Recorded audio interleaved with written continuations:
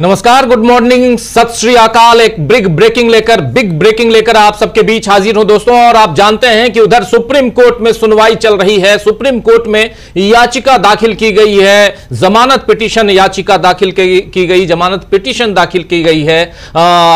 चार दिल्ली दंगे के मुख्य रूप से चार जो आरोपी हैं उन्होंने, क्योंकि और उसमें उमर खालिद का नाम सबसे ऊपर है, आप जानते हैं, इसलिए क्योंकि यह मामला जो है आज का नहीं है, 5.5 साल पुराना है। 2020 में दिल्ली दंगे में आरोपी बनाए गए लगभग, उसमें तो काफी लोग हैं, लगभग 90 लोग आरोपी हुए और उसमें से 10 और 10 की जमानत खारिज हो गई हाई कोर्ट में। उसमें से 4 आ गए इधर सुप्रीम कोर्ट, बाकी भी आए होंगे, लेकिन 4 की जमानत याचिकाओं पर आज सुनवाई होनी थी, क्योंकि इससे पहले पिछले हफ्ते भी आज ही के दिन, शुक्रवार का दिन था, पिछले हफ्ते सुनवाई होनी थी, उसे टाल दिया गया। 2 जजों की बेंच इस पर बैठी थी, अरविंद कुमार और अजनारिया, और जस्टिस दोनों जजों की बेंच ने यह कहा कि इसमें से एक केस का मामला जो है वो मेरे पास रात को, सप्लीमेंट्री केस जो है रात को 2:30 बजे आया है, इसलिए इस पर हम सुनवाई आज नहीं कर सकते, अगले सप्ताह करेंगे। अब इसके बाद आज फिर सुनवाई होनी थी। 2 जजों में से अजनारिया जो हैं उनको हटा दिया गया और उनकी जगह पे एक नए आ गए, मनमोहन जज जो हैं, जस्टिस मनमोहन आ गए। जस्टिस मनमोहन दिल्ली कोर्ट के हैं, आप जानते हैं, दिल्ली हाई कोर्ट के जज थे, वो आ गए थे। तो ये माफी चाहूंगा, चीफ जस्टिस थे, वो आ गए। और इसके बाद आज अब फिर से बेंच में थोड़ी सी तब्दीली हुई, अरविंद कुमार और जस्टिस मनमोहन दोनों आ गए और इसके बाद अब आज फिर सुनवाई टाल दी गई है। आज की सुनवाई को यह कहते हुए कि अच्छा इस मसले पे हम सुनेंगे सोमवार को, यह कहते हुए टाल दिया गया। लेकिन सवाल यह उठता है कि आखिर क्यों टाला गया, यह सुनवाई क्यों टली, ये और क्या ये बार बार तारीख पे तारीख जैसा पहले हुआ था 5.5 साल से यहां पर ये तमाम जो, जैसे आपको बता दूं, उमर खालिद हैं, उमर खालिद के लिए सीयू सिंह और कपिल सिब्बल वकील हैं, डॉक्टर अभिषेक मनु सिंघवी फातिमा के लिए हैं, सिद्धार्थ दवे जो हैं वो इमाम के लिए हैं। ये सब तमाम वकील जो हैं, इसमें मीरन हैदर हैं, गुलफिसा फातिमा हैं, उमर खालिद हैं, शर्जिल इमाम हैं, ये चारों के लिए आज सुनवाई एक साथ होनी थी, लेकिन सुनवाई को फिर से टाल दिया गया। सुनवाई में यह कहा गया कि कुछ कहा ही नहीं गया, ये क्या कहूं, कुछ कहा ही नहीं गया कि चलो इस मसले पे हम सोमवार को सुनेंगे। लेकिन ये क्या तारीख पे तारीख, आखिर क्यों?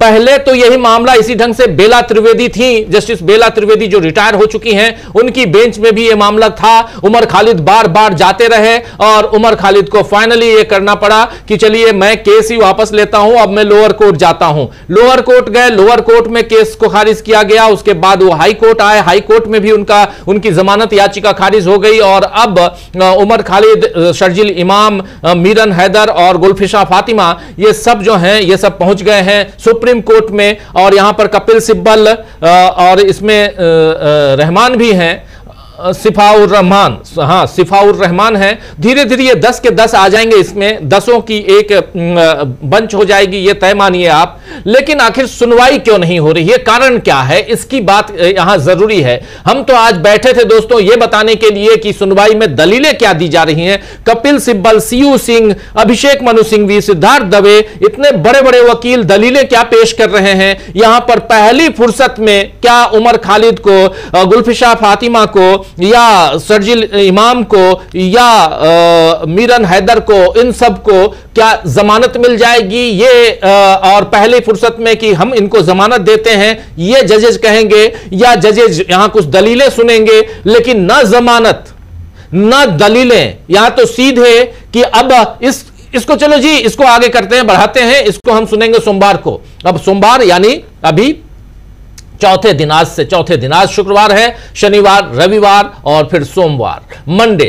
क्या मंडे को फिर सुनवाई होगी? अगर सुनवाई होती है और जिस ढंग से ये है, और आपसे हम लोगों ने वादा किया है कि इस गंभीर मसले को हम बार बार लेकर आएंगे, जब जब सुनवाई होगी सुप्रीम कोर्ट में, तब चाहे सुनवाई हो ना हो, लेकिन सुप्रीम कोर्ट में तारीख लगी है तो हम लाइव लेकर आएंगे आप तक, ये आप तय मानिए। जो साथी बाद में जुड़े हैं, आप सबका एक बार फिर इस्तकबाल करता हूं, स्वागत करता हूं दोस्तों। बहुत बड़ा दिन हो सकता था आज, जब जमानत मिल जाती इन तमाम ये आरोपी अगर हैं तो केस चलाइए। 5.5 साल हो गया है। जिस दफा के अंदर, जिस कानून के अंदर, जिन धाराओं के अंदर इन्हें जेल में डाला गया है, उन धाराओं के तहत इन लोगों को 7 साल से ज्यादा की सजा नहीं हो सकती है। लेकिन यहां पर 7 साल तो छोड़िए, 5.5 साल तो ये लोग बिना बेल के जेल के अंदर हैं। और बेल इज रूल जो कहा गया था, इसी सुप्रीम कोर्ट के चीफ जस्टिस ने कहा कि bail is rule and jail is exception. क्या यहां रूल और एक्सेप्शन की बात आ रही है?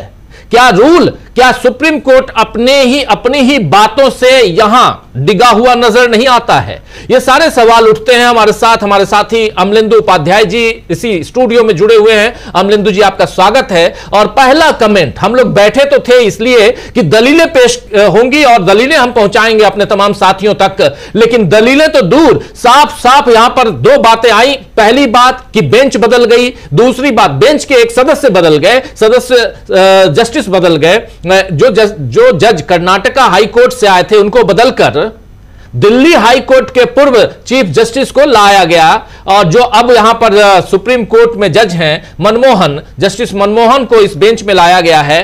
तो अरविंद कुमार और जस्टिस मनमोहन की बेंच इस पर सुनवाई करेगी कोर्ट नंबर 16 में। लेकिन सवाल यह उठता है कि आखिर सुनवाई होगी कि नहीं होगी अमलेंदु जी, या वही हाल होगा जैसे आए, अब इसको हम आगे सुनेंगे जी, आज समय नहीं है जी, आगे इसकी तारीख दे दो। ये अगर सुनते रहें तब तो फिर आखिर बेल इज रूल कहां से आता है फिर?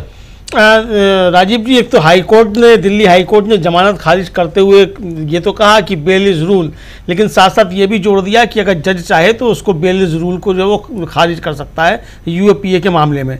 और ये कहते हुए जो थी वो जमानत याचिका खारिज कर दी गई थी कि, और अब तक उस पर मुकदमे का ट्रायल शुरू नहीं हुआ है। 5.5 साल से ज़्यादा जो है जेल में हो चुका, 7 साल की सज़ा उसमें कुल होती, तो ये सज़ा तो वैसी पूरी हो चुकी है एक तरीके से राजीव जी अगर देखा जाए।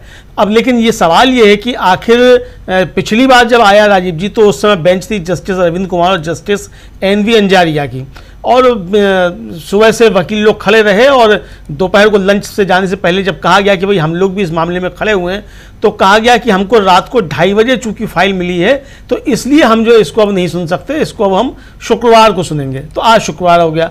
आज शुक्रवार को बेंच जैसे ही असेंबल हुई तो जस्टिस एनवी अंजारिया जो थे उस बेंच में नहीं थे। उस बेंच में जस्टिस अरविंद कुमार और जस्टिस मनमोहन थे। जस्टिस मनमोहन राजीव जी जो जगमोहन जो भाजपा के मंत्री रहे, नेता रहे, दिल्ली के एलजी भी रहे, जम्मू कश्मीर के राज्यपाल भी रहे, उनके बेटे भी हैं और दिल्ली हाई कोर्ट के चीफ जस्टिस रहे। तो जस्टिस मनमोहन और जस्टिस अरविंद कुमार की बेंच थी। आते ही सबसे पहले जो काम किया इस बेंच ने वो किया कि कुछ मुकदमे जो हैं वो सोमवार को सुने जाएंगे, और उसमें ये मुकदमा भी शामिल था जो गुलफिशा फातिमा, उमर खालिद, शर्जील इमाम, इन सबका मामला था। इसको भी उसको कहा गया कि हम सोमवार को सुनेंगे। क्या कारण है? ये कारण जो है अभी तक मालूम नहीं पड़ा कि साहब सोमवार को क्यों सुनेंगे, ये कारण नहीं बताया गया। पिछली सुनवाई पे तो चलिए कारण बताया गया था कि रात के 2:30 बजे जो है वो उनको फाइल मिली, तो कारण बताया गया भाई रात के 2:30 बजे फाइल मिली, हालांकि वो कोई कारण नहीं था कि 2:30 बजे फाइल मिली तो इसलिए हम सुनवाई नहीं करेंगे।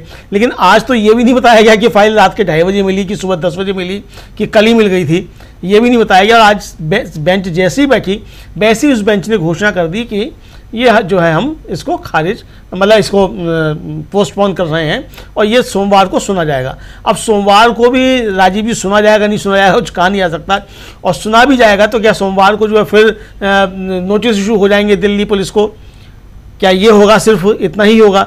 तो इसका मतलब राजीव जी ये कि लिंगर ऑन करने की कोशिशें शायद अदालत की तरफ से भी हो रही हैं। अगर यही स्थिति रहती है अदालतों की राजीव जी तो किस तरीके से लोगों का न्यायपालिका पर विश्वास रहेगा, एक गंभीर सवाल उठता है निश्चित तौर पर। और आपको याद होगा कि एक पत्रकार ने जस्टिस बेला त्रिवेदी जब रिटायर हुई तो उनके ऊपर एक यूट्यूब पे वीडियो बना दिया था, उस पर सुप्रीम कोर्ट ने स्वतः संज्ञान लेते हुए अवमानना का नोटिस भी इशू कर दिया उस पत्रकार को। लेकिन ये नहीं देखा जा रहा है कि जस्टिस बेला त्रिवेदी की बेंच जो थी वो क्या कर रही थी, या जस्टिस बेला त्रिवेदी क्या कर रही थी, किस तरीके से न्याय का जो था वो मखौल उड़ाया जा रहा था, इस पर किसी ने का कोई ध्यान देने की आवश्यकता नहीं है। तो सुप्रीम कोर्ट संविधान का कस्टोडियन है और लोगों की आस राजीव जी सुप्रीम कोर्ट से रहती है कि जब सरकार जुल्म और सितम ढाएगी तो सुप्रीम कोर्ट जो है उसकी रक्षा करेगा, और इसलिए न्यायपालिका पर लोगों का भरोसा होता है। हालांकि सुप्रीम कोर्ट तक पहुंचना भी राजीव जी हर किसी के बस की बात नहीं होती है, लेकिन फिर भी एक भरोसा रहता है कि चलिए सुप्रीम कोर्ट पहुंचेंगे तो वहां से कुछ आस रहती है। अक्सर सुप्रीम कोर्ट टिप्पणियां कर देता है, गंभीर टिप्पणियां कर देता है, लेकिन उसके बाद भी न्याय का जो कम से कम रक्षा करता हुआ दिखाई पड़ता है। लेकिन यहाँ तो मालूम ही नहीं पड़ता है कि टिप्पणियां भी नहीं हो रही हैं और सुनवाई भी नहीं हो रही है। अरे भाई टिप्पणी ही करो, कम से कम सुनवाई ना करो तो। लेकिन सीधे सीधे आते ही कहा जा रहा है कि हम इसको सोमवार को सुनेंगे। बिल्कुल बिल्कुल, यहाँ पे 5 अभियुक्त हैं, 5 आरोपी हैं, जिसमें उमर खालिद है, शर्जिल इमाम है, मीरन हैदर, गुलफिशा फातिमा और सिफाउर रहमान। ये 5 उमर खालिद, शर्जिल इमाम, मीरन हैदर, गुलफिशा फातिमा और शिफाउर रहमान, ये 5 की सुनवाई आज होनी थी। जमानत याचिका पर बेल पिटीशन पर सुनवाई होनी थी, लेकिन होता यह है कि बेंच संबल होती है, वकील खड़े होते हैं, सीनियर वकील कपिल सिब्बल, सीयू सिंह, ये दोनों उमर खालिद के लिए खड़े होते हैं, डॉक्टर अभिषेक मनु सिंह भी फातिमा के लिए खड़े होते हैं, और गुलफिशा फातिमा के लिए सिद्धार्थ दबे जो हैं वो खड़े होते हैं, शर्जिल इमाम के लिए ये तमाम वकील खड़े होते हैं, बेंच संबल होती है। और फिर जस्टिस अरविंद कुमार कहते हैं कि item number 3, item number 4, item number 4.1 और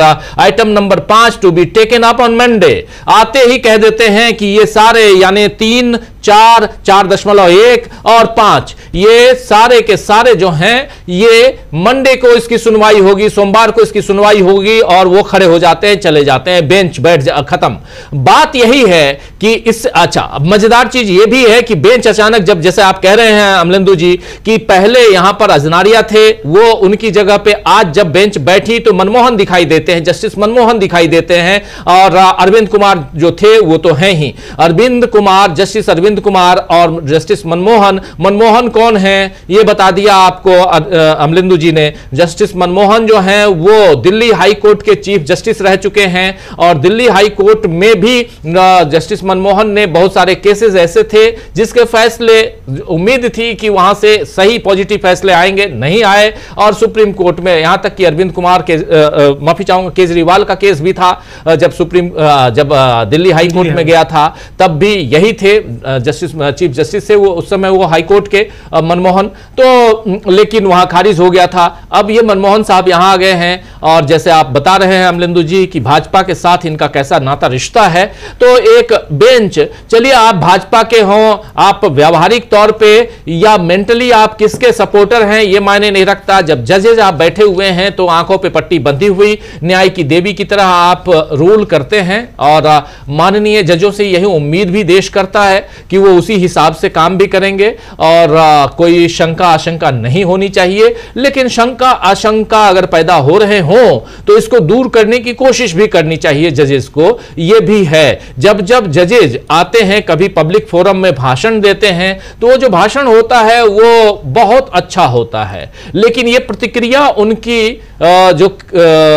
जो उनके फैसले होते हैं उसमें क्यों नहीं ऐसी प्रतिक्रिया, उनके ऑर्डर्स में ऐसी प्रतिक्रिया कई बार नहीं दिखाई देती हैं।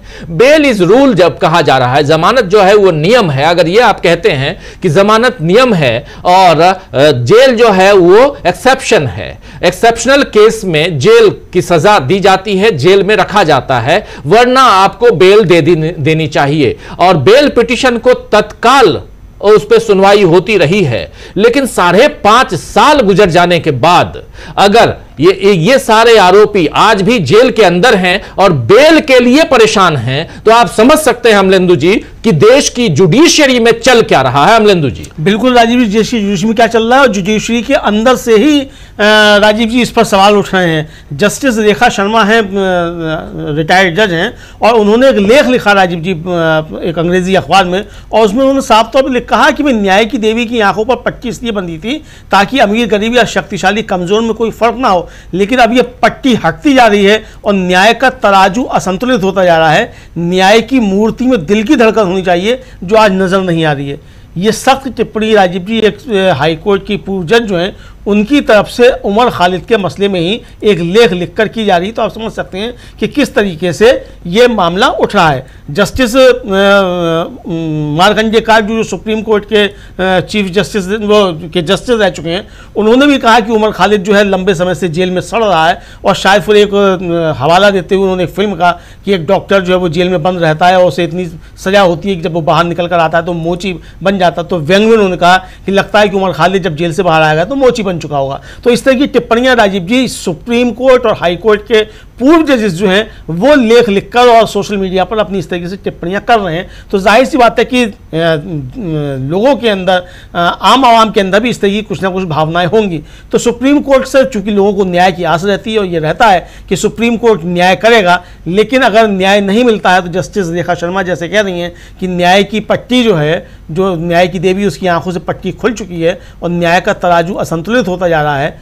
तो ये निश्चित तौर पर जनता देख रही है कि तराजू जो है वो किस तरफ झुकता हुआ नजर आता है राजीव जी। बिल्कुल बिल्कुल, तराजू किस तरफ झुकता हुआ नजर आ रहा है, लेकिन यहां पर न्याय की देवी की आंखों की पट्टी जैसे खुल चुकी है हमारे देश में, तो पट्टी खोल के भी आपको कम से कम कानून के रखवाले के तौर पे आपको यहां रूल करना चाहिए। लेकिन क्या कानून के रखवाले उस ढंग से काम करते हैं, ये एक बड़ा सवाल पैदा भी होता है। क्योंकि उमर खालिद का मामला हो, शर्जील इमाम का मामला हो, गुलफिशा फातिमा का मामला हो, या मीरन हैदर का मामला हो, या सिफाउर रहमान का मामला हो, इन तमाम मसलों में हम लोग देख रहे हैं। ये मामला क्या है दोस्तों, आपको जरा ये भी समझा दूं। ये मामला है CAA और NRC का प्रोटेस्ट चल रहा था शाहीन बाग में, और उसमें ये तमाम स्टूडेंट्स जो थे और कुछ लीडर्स भी ये इस प्रोटेस्ट का हिस्सा बन गए थे। और इसी बीच दिल्ली दंगा होता है। ये प्रोटेस्ट कहा जाता है, माना जाता है कि इस प्रोटेस्ट को खत्म करने के लिए ही दिल्ली दंगे की साजिश रची गई थी।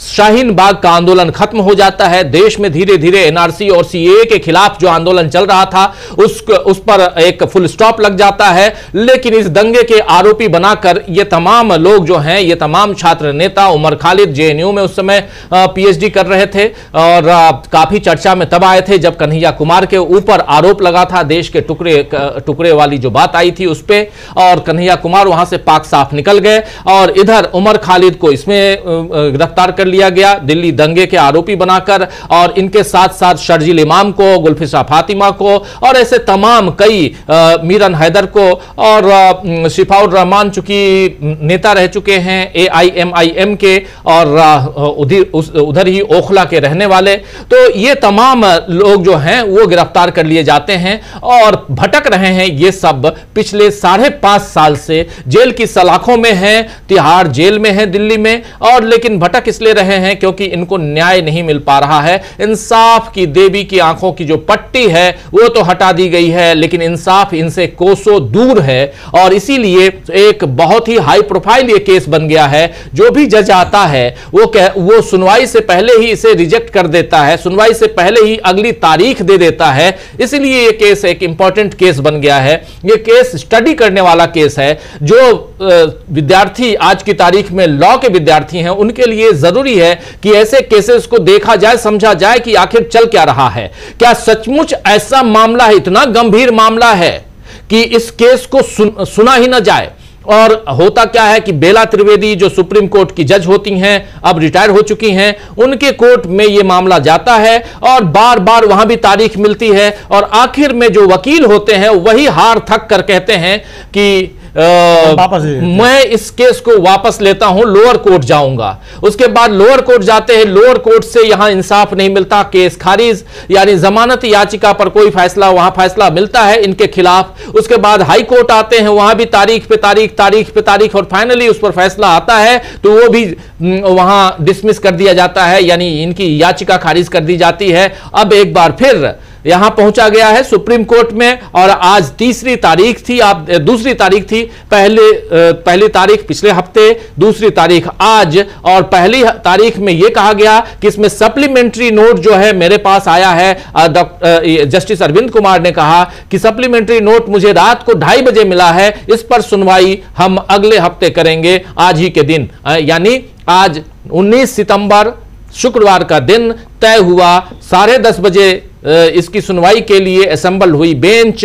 धीरे धीरे सबसे पहले आए वकील, जिसमें कपिल सिब्बल, CU सिंह, अभिषेक मनु सिंघवी, सिद्धार्थ दवे, ये तमाम आए, और उसके बाद बेंच आई। बेंच जब आई है तो उसमें देखा गया कि पुराने बेंच, जो पुरानी बेंच थी, उस बेंच के एक सदस्य नहीं है, अजनारिया नहीं है, और उनकी जगह पे जस्टिस मनमोहन आए हैं, यानी बेंच भी बदल गई। और उसके बाद यह कहा गया कि ये सारे item number 3, item number 4, item number 4.1 और आइटम नंबर 5, इसकी सुनवाई हम सोमवार को करेंगे। इसके बाद बेंच उठ जाती है। तो आप समझ लीजिए कि यहां क्या चल रहा है। आप समझ लीजिए कि यह केस कितना लंबा खींचने वाला है। आप समझ लीजिए कि इंसाफ जो है वो कितना मुश्किल है इस देश में। इससे आपको समझ में आएगा। मैं नहीं जानता कि इसमें उमर खालिद दोषी है या नहीं दोषी है, शर्जील इमाम दोषी है या नहीं दोषी है, या गुलफिशा फातिमा या मीरन हैदर या शिफाउर रहमान ये सब दोषी हैं नहीं दोषी हैं, यह तय करने का काम कोर्ट का है। मैं तो सिर्फ इंसाफ की बात कर रहा हूं। अगर ये दोषी हैं तो इनको अभियुक्त बनाकर इनको आरोपी नहीं बल्कि इनको सजा दीजिए। इनको कड़ी से कड़ी सजा जो हिंदुस्तान में है वो दे दीजिए आप। और इसमें जिन धाराओं के खिलाफ, जिन धाराओं के बेस पर इन लोगों को गिरफ्तार किया गया है, उन धाराओं के आधार पर इनकी सजा 7 साल से ज्यादा नहीं हो सकती है। लेकिन ये 5.5 साल ऑलरेडी बेल के लिए छटपटा रहे हैं, 5.5 साल से। जबकि सीजेआई जो आज बैठे हुए हैं उन्होंने भी कहा था कि बेल इज रूल, बेल जो है वो नियम है, हमको देना है बेल, और जेल इज एक्सेप्शन। लेकिन यहां क्या उल्टा हो गया है? क्या यहां उल्टा हो गया है कि bail is exception and jail is rule? यहां तो यही दिखाई दे रहा है। और जेल इज रूल अगर दिखाई दे रहा है तो इसका मतलब है कि फिर ये बैठे रहे। अगर आप गिरफ्तार हो गए तो आप फिर एंटीसिपेटरी बेल तो छोड़ दीजिए, आप गिरफ्तार हो गए तो बेल के लिए आप जाइए ही नहीं। पहले तो एंटीसिपेटरी पे भी जाते थे आप, यानी आप गिरफ्तार ना हो उसके लिए आपने पहले से बेल ले लिया। क्या यह है जमानत? ऐसे इतनी मुश्किल हो गई है इस देश में जमानत, ये बड़ा सवाल है अमलेंदु जी। बिल्कुल राजीव जी, जमानत, हालांकि ये कहा गया है कि साहब ये बेल जो है वो बार-बार सुप्रीम कोर्ट के चाहे मौजूदा जज हों चाहे पूर्व सीजेआई हों, सब कहते रहते हैं कि जेल की जो जमानत है वो नियम है और जेल अपवाद है। और इसके बावजूद जो है इस पर जमानत नहीं मिल रही है और तारीख पर तारीख पढ़ती चली जा रही है। कपिल सिब्बल जो उमर खालिद की तरफ से पेश हुए राजीव जी, उन्होंने पहले कहा था कि जमानत ना देना संविधान के अनुच्छेद 21 का उल्लंघन है। ये बहुत पहले उन्होंने कहा था कपिल सिब्बल ने इसी मामले में सवाल उठाते हुए, और उन्होंने कोर्ट के रवैये पर सवाल उठाया था कि अगर जमानत नहीं देनी है तो याचिका को तुरंत खारिज कर देना चाहिए, फिर 20 से 30 सुनवाई क्यों करनी? जाहिर सी बात है कि 20 से 30 सुनवाई राजीव जी अगर हो रही है सुप्रीम कोर्ट में भी और जमानत मतलब नहीं दी जा रही है तो आप शुरू में ही खारिज कर दीजिए। 20 से 30 सुनवाई आप किस लिए कर रहे हैं जी? लगातार मामला क्यों अटका हुआ है? तो ये एक सवाल जो है निश्चित तौर पे है। और जिस तरीके से चीज़ें आती हैं, कई साल तक लोग अदालतों में पड़े रहते हैं। अब सुप्रीम कोर्ट ये कह रहा है कि भाई सीमा रेखा तय कर रहा है निचली अदालतों के लिए कि 3 महीने में आप जमानत पे फैसला मैक्सिमम आप जो है रोक सकते हैं और उसमें अंदर आपको उसमें फैसला लेना होगा। वरना होता है कि निचली अदालतों में ही पहले मामले लटके रहते हैं कि आज सुनवाई होगी कल सुनवाई होगी। तो अब ये देखना होगा कि भाई जो कहा जाता है सुप्रीम कोर्ट की तरफ से वो सुप्रीम कोर्ट उसका खुद भी पालन करता है कि नहीं करता है, या नीचे की जो अदालतें उनको ही सिर्फ उपदेश जो है वो जारी होते रहते हैं और निर्देश जारी होते रहते हैं।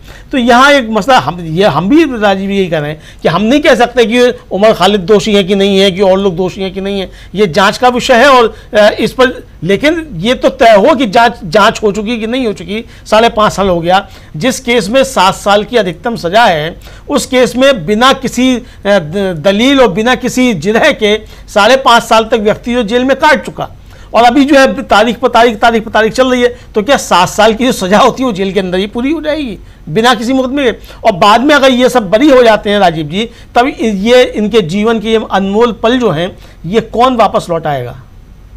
ये सवाल है। बिल्कुल बिल्कुल, ये आखिर जिंदगी का ये अनमोल पल, अनमोल ईयर्स, आखिर अगर ये दोषी नहीं हैं और कल को इनको बाइज्जत बरी करने का आदेश होता है तो ये जो समय गुजरे हैं, जो इन्होंने जेलों में समय गुजारे, उसके लिए दोषी कौन? वो पल क्या, वो समय, वो घंटे, वो घड़ी क्या लौट के आ जाएंगी? ये बड़ा सवाल है। और इसीलिए यहां पर उमर खालिद हो या शर्जील इमाम हो या मीरन हैदर हो या यहां पर गुलफिशा फातिमा या शिफाउर रहमान हो, ये तमाम जितने भी दिल्ली दंगे के आरोपी हैं, इन लोगों को जमानत आखिर क्यों नहीं? ये बड़ा सवाल है। आखिर हाई कोर्ट से जमानत अगर खारिज हो गई है तो सुप्रीम कोर्ट में सुनवाई क्यों नहीं? सुप्रीम कोर्ट में तारीख पर तारीख क्यों? यह सवाल भी उठता है। बेंच बदल दी जाती है, एक जज जो है वो कर्नाटका हाई कोर्ट से आए हुए जज को हटा दिया जाता है और दिल्ली हाई कोर्ट से आए हुए जज चीफ जस्टिस मनमोहन को जस्टिस मनमोहन को इस बेंच में ले लिया जाता है। जस्टिस अरविंद कुमार जो गुजरात से आए हैं, गुजरात हाई कोर्ट से आए हैं, और फिर जस्टिस मनमोहन जो दिल्ली हाई कोर्ट के हैं, ये दोनों जज आखिर कब सुनवाई करेंगे? सोमवार को क्या इस पर सुनवाई होगी? वकील, बड़े बड़े वकील खड़े हो रहे हैं वहां पर, कपिल सिब्बल, अभिषेक मनु सिंघवी, सीयू सिंह, सिद्धार्थ दवे, ये इतने बड़े बड़े वकील यहां खड़े हो रहे हैं। लेकिन इन वकीलों को भी आकर समय निकाल के ये खड़े होते हैं, मालूम होता है जजेस जो हैं वो उठ के चले गए, इस पर सुनवाई आगे करेंगे हम। आखिर चल क्या रहा है, ये सवाल उठता है अमलेंदु जी, इसलिए ये गंभीर सवाल है। इस सवाल पर बात आने वाले समय में होनी चाहिए, लेकिन एक गंभीर है, और ये मसला जितना हम आगे देखेंगे, बढ़ेंगे हम आगे, उतना ही देखेंगे कि इसकी गंभीरता जो है एक चुनौती के रूप में सामने आएगी। क्योंकि अगर देश में जमानत के लिए इतना भटकना पड़े, जमानत के लिए इतना ज्यादा भटकना पड़े, आप याद कीजिए कि पूर्व सीजेआई DY चंद्रचूड़, उनसे पूछा गया कि आखिर उमर खालिद का केस इतना लंबा क्यों खींचा, तो उन्होंने क्या कहा? उन्होंने कहा कि उनके वकीलों ने ही नहीं चाहा कि सुनवाई हो, वही लेट पे लेट करते रहे। क्या सच यही है? बिल्कुल ये सच नहीं है राजीव जी। और लेट पे लेट क्यों करते हैं? देखिए राजीव जी, बेंच कौन बनाता है? बेंच बनाता है CJI, master of roster CJI है। तो CJI साहब जो थे वो बेला त्रिवेदी को ही बेंच में क्यों रख रहे थे, चंद्रचूड़ साहब? ये भी तो सवाल हो सकता है जब वो बेंच बन रही थी राजीव जी। तो बहुत सारे सवाल हो सकते हैं। खैर वो न्यायिक क्षेत्र के बहस का विषय है कि बेंच कैसे बनती है, कौन बनाता है, और किस बेंच का क्या रुख होता है। यानी राजीव जी, अगर ये होने लग जाए कि लोग मुकदमे इस आधार पर वापस लेने लग जाएं कि बेंच में कौन जजेस बैठे हुए हैं, तो इसका मतलब कि न्याय फिर नहीं हो रहा है, बल्कि न्याय के नाम पर जो है एक नाटक हो रहा है। ये समझा जा सकता है अगर इस तरीके की चीज़ें हो रही हैं।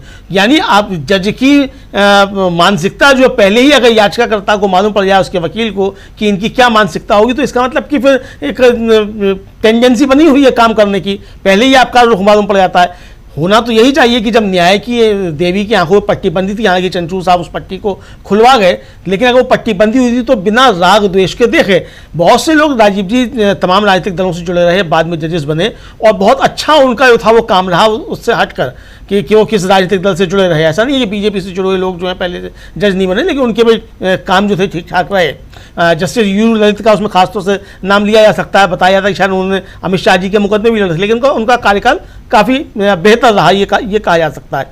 तो लेकिन सवाल ये है कि अगर कोई किसी से जुड़ा हुआ नहीं भी है राजीव जी, और इससे अलग भी हटकर रहा जाए, लेकिन अगर वकील जो है वो ये देखकर मुकदमे अपने वापस लेने लग जाएं कि अच्छा ये इस बेंच में है तो इसको मुकदमे को यहाँ से वापस ले लिया जाए, तो ये फिर जो है निश्चित तौर पे एक सवाल उठते हैं। तो मुझे लगता है कि ऐसी बहुत सी चीज़ें होने लगी हैं जिसको लेकर जो है संदेह काफ़ी कुछ जो है वो होने लगते हैं। सुप्रीम कोर्ट का दायित्व है कि इस तरीके की किसी भी तरीके के संदेह जो हैं वो जनता के मन में राजीव जी उठने ना पाएँ, क्योंकि लोगों को बहुत आस जो है सुप्रीम कोर्ट से रहती है। और सिर्फ आस की बात नहीं राजीव जी, संवैधानिक तौर पर भी सुप्रीम कोर्ट संविधान का कस्टोडियन है, और मौलिक अधिकार इस संविधान ने ही दिए हैं, मानवाधिकार भी इस संविधान ने दिए हैं। तो मौलिक अधिकारों की रक्षा करना और एक व्यक्ति के मानवाधिकार की रक्षा करना भी सुप्रीम कोर्ट का फर्ज है। सुप्रीम कोर्ट उसमें आगे नजर आना चाहिए, आता भी है कई बार, लेकिन इस मामले में जो लग रहा है राजीव जी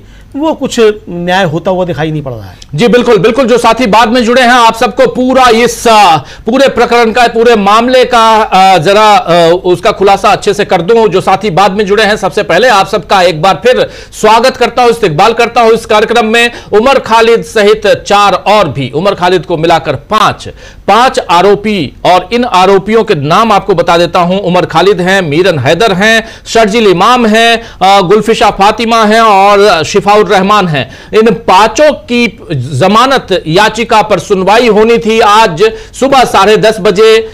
वकील, इनमें वकीलों का नाम भी बता दूं, कपिल सिब्बल हैं, सीयू सिंह हैं, दोनों उमर खालिद के लिए हैं। उनके अलावा गुलफिशा फातिमा के लिए और गुलफिशा फातिमा के लिए डॉक्टर अभिषेक मनु सिंघवी हैं, शर्जिल इमाम के लिए वहां सिद्धार्थ दवे हैं। ऐसे तमाम वरिष्ठ वकीलों की टोली जो है वो पहुंच गई कोर्ट नंबर 16 में, जहां पर 2 जजों की बेंच इस पर सुनवाई करनी थी। 2 जजों की बेंच में से एक जज आज बदल गए, और वहां पर पूर्व सीजे यानी chief justice of high court Delhi high court के पूर्व मुख्य जो जज हैं वो आए, जस्टिस मनमोहन उनकी जगह पे आ गए। तो जस्टिस मनमोहन और जस्टिस अरविंद कुमार इन दोनों ने सुनवाई की शुरुआत इस ढंग से की कि case number 3, case number 4, case number 4.1, case number 5, इसकी सुनवाई हम सोमवार को करेंगे। किस्सा खत्म, यानी तारीख पे तारीख।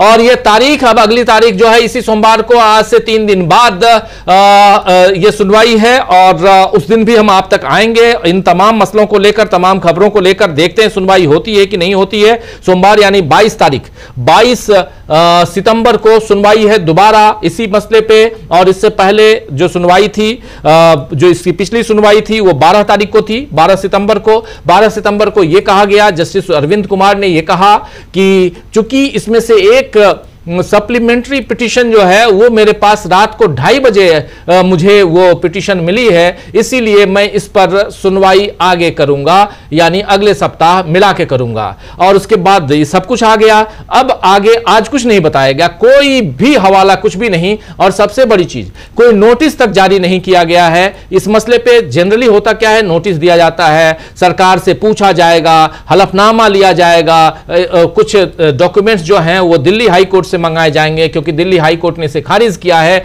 अभी ये सब प्रोसेस आना बाकी है। उससे पहले तारीख पे तारीख, और अगली तारीख का इंतजार मत कीजिए। अगली तारीख 22 तारीख है, 22 सितंबर। अब 22 सितंबर को देखते हैं कि क्या होता है, क्या उस दिन भी सुनवाई होती है या नहीं होती है। लेकिन इस मसले से रिलेटेड जितनी भी खबरें हैं हम आप तक पहुंचाते रहेंगे। मामला कोर्ट का है, मामला सुप्रीम कोर्ट का है, और मामला जो है एक ऐसे केस का है जो अब इंटेंसिव रिवीजन जैसे उधर चल रहा है बिहार में, वैसे ही इंटेंसिव यहां पर रिसर्च का मामला है। इंटेंसिव रिवीजन नहीं बल्कि इंटेंसिव रिवीजन, गहन रिसर्च, गहन शोध का मामला है। और इसीलिए जरूरी है कि 5.5 साल से जिन आरोपियों ने सिर्फ और सिर्फ जमानत की याचिकाएं घुमा घुमा कर आपसे गुहार लगाने की कोशिश की, और उनको सुप्रीम कोर्ट से कुछ भी कोई राहत नहीं मिली है। और इसीलिए यहां पर यह दुखद पहलू है कि आंखों की पट्टी तो खुल गई है, लेकिन क्या सचमुच यहां अब न्याय, जिसको कहा जाता रहा है कि bail is rule and jail is exception, क्या यहां पर जेल इज रूल और बेल इज एक्सेप्शन में तब्दील हो चुका है? यह बड़ा सवाल है। इन सवालों के साथ इस चर्चा को यहीं अब समाप्त करते हैं। अमलेंदु जी, बहुत बहुत शुक्रिया आपका। आप तमाम साथी, आप सबका भी शुक्रिया अदा करता हूं। इस मसले पे तमाम अपडेट्स हम आप तक पहुंचाते रहेंगे, देते रहेंगे। अभी से थोड़ी देर बाद, लगभग 17 मिनट बाद देखिए आप हमारे न्यूज रूम लाइव, जो सीधा आप तक अमलेंदु जी और समीरात्मज मिश्र लेकर आते हैं, जिसमें देश दुनिया की तमाम खबरों के साथ साथ घटनाक्रमों पर पैनी निगाह रहती हैं। उसको आप देखिए ठीक 12 बजे से। और मुझे दीजिए इजाजत। नमस्कार। मैं मिलूंगा आप सीधे शाम 7 बजे न्यूज पॉइंट में। बहुत बहुत शुक्रिया। नमस्कार।